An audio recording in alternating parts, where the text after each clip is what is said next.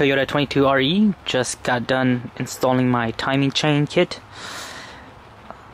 I'll go ahead and discuss a little bit of what I've done on it and give you guys a quick basic install of the rundown. If you guys done the teardown already and you guys watched the teardown video, the installation video is pretty much backwards. So I'll let you guys know what I did. Basically install the new gears, sprockets, chain guides, all self-explanatory. Went ahead and got a new timing cover, so it's all nice and clean and prep. Installed this new ASIN OEM water pump, so this is all brand new. I am still waiting on my oil pump. The one that was on it isn't bad, but it's probably best to just get a new one, so I'm waiting for it to come in and then I'll go and install that. But we went ahead and put the timing cover back on, put the gasket on. I also used a little bit of RTV, ultra gray RTV, and then I also went ahead and installed the oil pickup tube, installed the oil pan. For the oil pan I use for the oil pan I use black silicone, so Permatex black silicone, which is rated for high temperature and greasy application. You don't want to use RTV, or you don't want to use gray RTV. You want to use the black silicone one. Got that done. Then we went ahead and bolt up the differential back up. Went ahead and bolt up the steering dampener and the idler on. So everything went on really easy. I had to play with the little jack for a while, but everything went on really nice and easy. So all that is bolted back on. And again, we are still waiting for the oil pump. So besides that, once that's all done, you can go ahead and mount your power steering back on. Went ahead and got the alternator bracket back on. Went ahead and put the distributor back on. Make sure when you install your distributor, you want to make sure you're still on top dead center, and then you want to open up your rotor cap here and make sure your the inside of it, I forgot what it's called, you guys know what I'm talking about, but make sure that's at 12 o'clock, and then once you insert it in, it should go slightly around 11 o'clock. So make sure you do that, because if you just insert it in and you don't know where your rotor cap is pointing at, which firing position, the engine won't start basically. So make sure you do that. So once you put that in, you're good. And then as far as the timing, we don't know what the timing is right now. I actually put some degreaser and I was cleaning up the distributor here, so it actually got rid of my mark that I wrote down right here. I still have the mark on the head, but then it doesn't match up. But if you don't know the timing, you can just put it in the middle. You can set it for the middle, and then you're gonna have to use your timing gun and make sure you get your timing done right.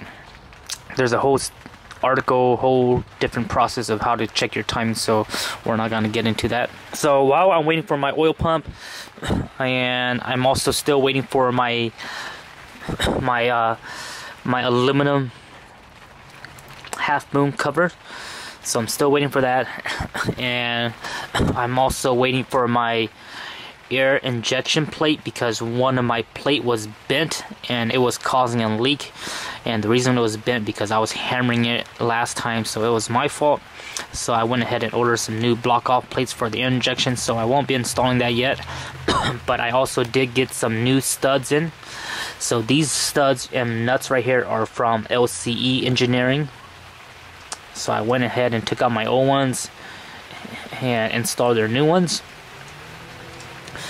Supposedly it's supposed to be better than the OEM one, so I went and installed 7 of those, and then one of them is messed up from my previous job that I told you guys about.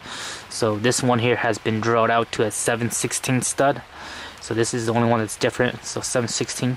Keep in mind that these nuts right here that are for the headers, they're special nuts, so they're not your regular ones. They're slightly oval, and once you torque them down, these become a lock nut, so it'll lock it in, it won't back out. But once you take them out, they are no longer good. So these nuts are one-time use only. If you really have to use them again, which I did do it on my other one, if you really do have to use them again, make sure you put some high temp thread sealant and then let it cure all night, and then it shouldn't back out. But for the most part, these are one-time use, so once you start going in all the way with it, they are set for that process. So you can't, once you back it back out, it's done. You will have to buy new ones. So we're gonna wait until we get the EGR plates, and then we'll go ahead and put the new gasket, new headers, or the headers, the OEM headers, and then we also have donut gaskets down here, and everything's gonna be pretty much self-explanatory. We just hook up all the fan belts, all the belts and stuff like that. We'll go ahead and add some oil, 1030 oil, and then we'll go ahead and add coolant. Make sure we bleed out the coolant system because it's completely empty from the block and everything. So we'll probably go through 2 gallons of coolant. Actually, I might run it with water first, so I might just fill it up with water, run it with water for about 15 minutes, and then go ahead and drain everything once again. Go ahead and drain the radiator and go ahead and drain the block, and then I'll go ahead and fill it up with coolant. So I think that's what I'm gonna do first. So that's pretty much it, guys. We just have to wait for a couple more parts, and the 22 RE will be nice and running. Like I said, this is a very easy install. This process, or this job here, the timing chain job, is just very tedious. It's very time consuming, but for the most part, it's really easy to get. It's really easy and it's really fun to do once you get in the process of it. Like I say, you're taking out a lot of parts, so for somebody that's new to this, it might be a little bit overwhelmed, but once you take out all these parts and put them back on, once you do it the first time, it's gonna be a breeze for the second time. So there's just a lot of parts that you're removing, a lot of nuts and bolts, so you just gotta keep track of that. But again, it's a very easy job, guys, nothing too crazy. And that's pretty much it, guys.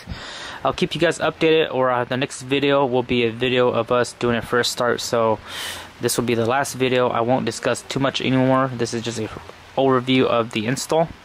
And if you guys haven't watched, make sure you guys watch the teardown video. But once you guys watch these 2 videos, hopefully these 2 videos will give you guys some guidance and some confidence on doing this procedure. And the next video, I'll see you guys next time, and we'll be doing a first start on the new timing chain. Really excited to hear how this engine will sound, and really excited to see how this engine will drive with the exhaust gasket fixed and sealed properly.